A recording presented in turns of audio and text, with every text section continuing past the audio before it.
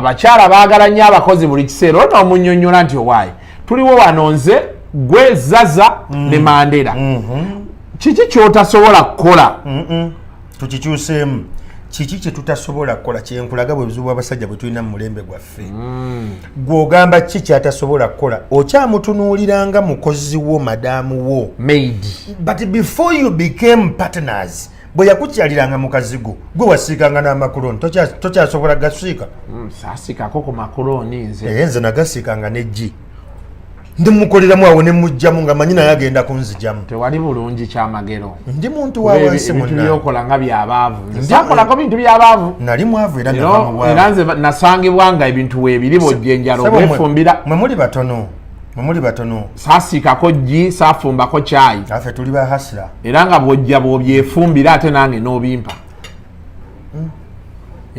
kyakivola siriiko nti edda twakolanga tuti kati awo nkutegedde bwe kiva.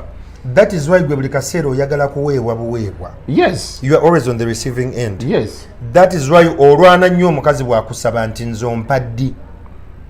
Bwe tuli abasajja abasinga bwe tuli awo. We want to be given but we don't want to give.